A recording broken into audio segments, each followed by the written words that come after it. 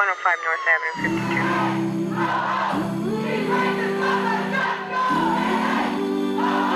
52. You know, we got a lot of really special men on this team that have a passion for making things right in this country. Most importantly, it's creating an atmosphere and an environment where guys feel comfortable to share if that's what's on their heart. I know that that's what we're all working through and want to be able to start to put some actions in place as opposed to just continuing to talk about it. Throughout the world, empty practice fields, empty courts, empty stadiums due to the fullest of intentions from athletes all over the sports community this week as a result of the shooting of Jacob Blake.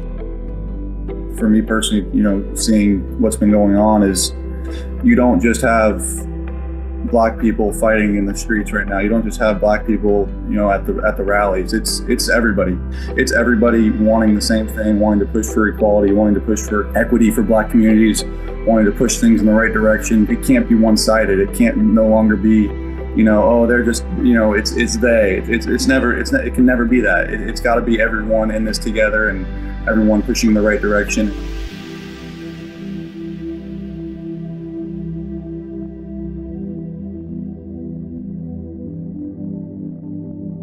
In its effort to amplify its social justice initiatives, the NFL is allowing teams and players to put decals on the back of their helmets to recognize some social justice initiatives and victims of social injustice.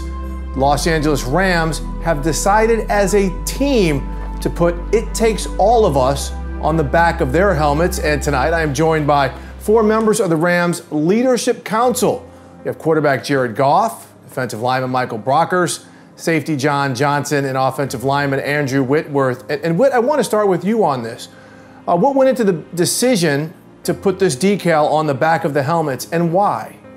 Well, I think every team had the opportunity to kind of look at some different slogans that were out there and kind of make a decision of what they thought was best for their team or their group. And this is one that we just thought was inclusive. It seemed to include a lot of people, and it didn't really specify, you know, what an individual group or anybody from a certain background. It just said, look, bottom line is, at the end of the day, it's going to take all of us moving in the same direction to make true social justice change. And I think that's why it meant something to us to put it on there. You know, as a community, as leaders of this community, as the Rams, we want to do that and really set the example. And being a football team with mixed cultures, with mixed backgrounds, we go out there every day and we make it work for a common goal, and we work together. And I think it's no different in the world. Jared, I've been around this team for a couple years, and I've noticed, especially since Sean McVay's been there, that almost everything you guys do, it is as a team. It rarely seems like there's any type of individualism. And last week, after the shooting of Jacob Blake in Kenosha, Wisconsin, several NFL teams decided to skip practice to kind of have a day to chew on things or think about things. You guys decided to practice. Why did you guys decide to practice, and what were the conversations like surrounding that decision, and then the steps the Rams are going to take moving forward in the community? Really seeing Sean's leadership on all this has been really cool. Outside of a football framework, more of a, you know, really giving the players ownership in this. And that morning we had some long discussions about, you know, what we wanted to do, and I think it was so much more centered around taking action and actually doing something and doing our part in the community. And there have been a few ideas. I think it centers around a lot of the education going on in the inner city and specifically Inglewood, and just helping out the youth and providing more opportunity for those in, you know, areas of poverty and those of, you know, black and brown skin. Michael, I'd like to start with you, and hopefully everybody else can chime in on this, but, you know, just your experience in the league. It seems that today players are using their voices, their platforms. What has changed over the past couple of years for players to speak out, and why do you think that is? And I think now it's, you know, gotten to a point where, you know, it's enough is enough. And I think a lot of guys are tired, but at the same time, we have to use our voices, because our voices are bigger than, you know, some regular citizens that might be standing up for the right thing, but, you know, it can't reach a lot of people. This is our opportunity. This is our chance. And what not better cause than, you know, for social injustice and for the right reasons. I mean, it gets to a point, like Brock said, enough is enough. So, I mean, it's just us using our platform to do it the right way, because there is a right way to put information out there in a mass way.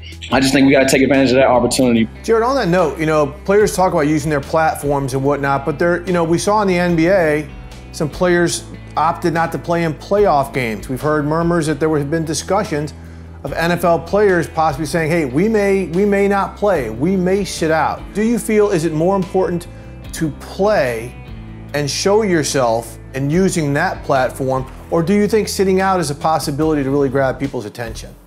I think being on the field, being on the field every night, Sunday nights, what sounds to be this year, it could be Saturdays, Mondays, Thursdays, being out there, the decals we're going to have, I believe in each end zone, they're going to have some slogans. We're going to be able to talk to the media after every game. You know, I talk to the media once a week, every Wednesday. I know a lot of our guys too as well. But having that platform, I think it's important to play. I do. I think that keeps us having that platform. And unfortunately, that is the way it is right now. And if we weren't going to play, we would lose it.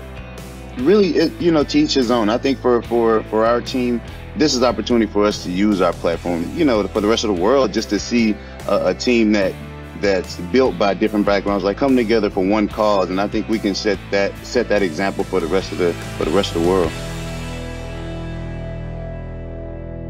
You guys, the Rams, again, I've been in your locker room. The culture that's been established there is one of the best in the NFL. But if you guys could take me into some of the conversations you have, these team conversations, because as Michael just said, to each his own, everybody has his own thought process and voice. But do you think people who may feel contrary to what the majority of the team feel comfortable speaking up in the culture and the environment that you've built? And Jared, I'll let you lead this. I don't know if you could feel contrary to the majority of the discussions we've had. It's all been surrounded around human rights and what's right and wrong and how can we help. There hasn't been any political agendas involved. It was all been directed towards doing what's right and helping those in need. And right now it's the Black and brown community for us. And hearing a lot of people talk about it, and you think there's a fix, and you think it's one thing you can do. And we're so geared as football players to being solution based. Okay, how do we fix that? And it's a never-ending push in the right direction, I think. And I think McVay and just the whole staff have they've really allowed us to be transparent. When we do have these talks, we get down to it. Guys are really passionate about these issues, and I think for our team to be open to every option and leading us to people who we can get in touch with and get connected with, so we can change some laws, do different things, and think it's been really uplifting in a positive way.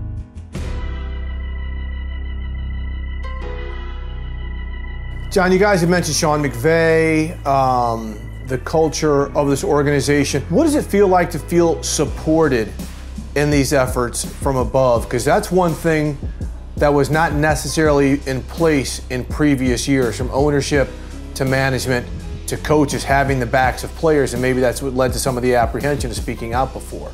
What's it like with the Rams? Oh, it's been awesome. That's what everyone wants, someone to have your back, someone that listens to you, someone to help you learn, help you grow, someone to just be behind you. So, it's a long way to go, and we got a lot of work to do, but being able to have a plan and attack it and go from there, it's been great. What I want to ask you this, because I've thought about this a lot, because you guys aren't going to have fans in the beautiful new SoFi Stadium for at least the first couple of games. Do you think the message that the Rams and other teams are trying to convey about social injustices and voting, do you think they're more impactful with no fans, where there's people watching on TV? Or if you think having fans in the building, you might be able to touch people a little bit more? You know what? I really think in some ways this culture in the world we've lived in the last few months, that people happen to watch it on TV and listen to what's being said and what's being talked about and seeing the slogans and the displays everywhere, they really have no choice but to pay attention to it. And so I think that it almost gives us a great element that if we're in this time and we're going to make significant change and people are sold out, the fact that the only way you can watch our sport is to turn on the TV and have to listen to the dialogue and listen to what we're talking about and the things that are going to be discussed, I think it's a fantastic time for us to seize this opportunity. You really look at what the NBA's done. I feel like they've dominated this opportunity. They've done a great job. And what sport has the next opportunity? It's us. And what are we going to do with it for the next 6-7 months? And I think that's something that we've all got to have in our hearts and understand the sacrifice and the diligence that it's going to take to just have that constant pursuit of passion behind this. And I think we're ready for it. I think we're prepared. And I think we continue to have great dialogue and are ready to put action in place.